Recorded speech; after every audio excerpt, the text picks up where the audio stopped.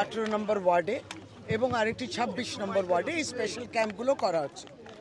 আমরাও এই পুরো মাসব্যাপী যখন কাজটা করেছি তাদেরকে পেয়েছি, মাঝে মাঝে আবার পাইনি। কিছু কিছু স্থানীয়ভাবে তারা বসতিও রয়েছে এবং এদের ক্ষেত্রে তারা একটু গোপনীয়তা চান, এটাও সত্যি। কিন্তু তাদের বর্তমানে তাদের হাতে কাগজগুলো সমস্ত আছে, যেই কাগজগুলো ব্যবহৃত হয়েছে বিগত বিধানসভা কিংবা লোকসভা নির্বাচনগুলোতেও। সুতরাং সে কোনো প্রকৃত নাগরিক যেন বাদ না যায়, যেমন আমাদের মাননীয় মুখ্যমন্ত্রী মমতা বন্দ্যোপাধ্যায় আমাদের দলনেত্রী বলেছেন, এখানেও আমরা তাই জন্য একটু ঘুরে যাচ্ছি এবং এই ক্যাম্পগুলোর মধ্যে যাতে কোনো প্রকৃত নাগরিক মহিলা এখানে যাতে বাদ না যায় সেই চেষ্টায়। সুতরাং এই ক্যাম্পে তারা যাতে আসতে পারে তাদের জন্য সেই জায়গাটাও আমাদের করে দিতে হবে, ওইটুকু প্রিভেসি ওরাও চায়। দিদি, একটা আতঙ্ক দেখা যাচ্ছে, আমরা অনেকের সঙ্গে কথা বলছি যে আমাদেরকে ডিটেনশন ক্যাম্পে পাঠিয়ে দেওয়া হতে পারে এবং এতটাই আতঙ্কিত, অনেকে ফর্ম জমা দেননি, অনেকে ফর্ম নিয়েছে এখনো পর্যন্ত তারা বলছে ভাবছে, তো এটা নিয়ে কি বলবেন?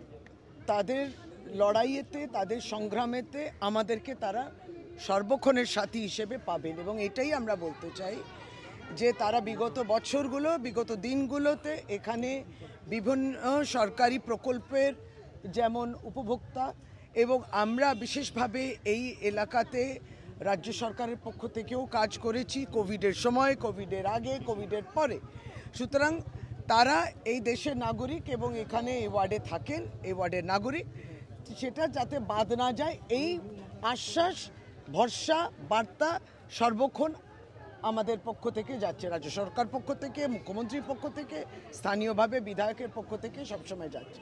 কোনো ডিটেনশন ক্যাম্প ইত্যাদি এইগুলো যেটা আছে এগুলো কিছু হবে না, ডিটেনশন ক্যাম্প তো হবেই না, মুখ্যমন্ত্রী বলে দিয়েছেন। দিদি, অনেকে পালিয়ে যাচ্ছেন, এখানকার যারা সংগঠক রয়েছেন তারা বলছেন যে অনেকে এনুমারেশন ফর্ম ফিল আপের ভয় পালিয়ে যাচ্ছে, তো সেক্ষেত্রে তাদেরকে না এনিউমারেশন ফর্ম তাদের একটা ধারণা ছিল, আপনারা জানেন ফর্মের তলায় 2002-তে কে আছো, 2002-তে আত্মীয় স্বজন ইত্যাদি আছে কি না, এই সমস্ত প্রশ্নতে তারা নিশ্চয়ই বুঝতে পারছেন না এবং আমরা উপরে অংশটা তাদের ভরছি যেখানে তাদের ভোটার আধার কার্ড সবটাই তাদের রয়েছে, এমনও যে পাসপোর্টও রয়েছে।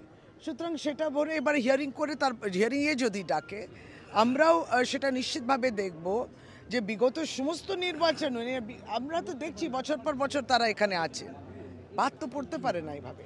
প্রান্তিক মানুষ বোধহয় বাদ পড়ে যাবে, অসহায় মহিলা তা বাদ পড়ে যাবে, তা তো হয় না।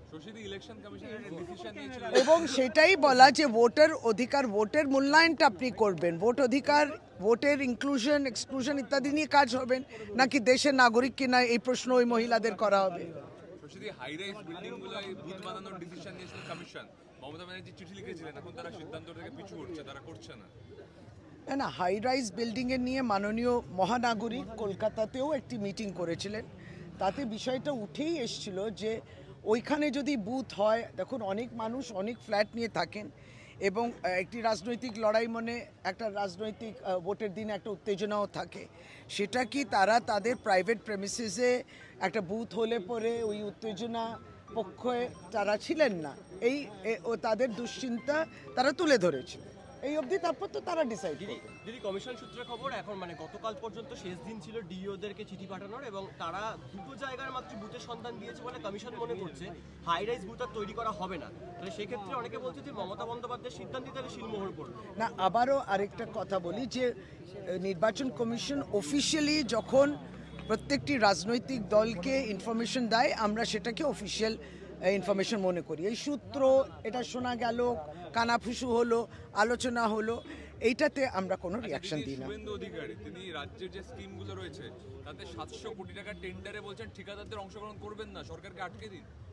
যারা উন্নয়নের কাজটা বন্ধ করেছেন, যারা 100 দিনের কাজটা বন্ধ করেছেন, বাংলা গরিবের ঘরে টাকা বন্ধ করেছেন, পশ্চিমবাংলার প্রাপ্য টাকাটাকে বন্ধ করেছেন, তাদের এই বিষয়টা যে কাজ হয়েছে পথশ্রী, কর্মশ্রী এবং বিভিন্ন প্রকল্পে, তারা আমার মনে হয় তারা খুব চট করে এটাকে অনুধাবন করতে পারবেন না।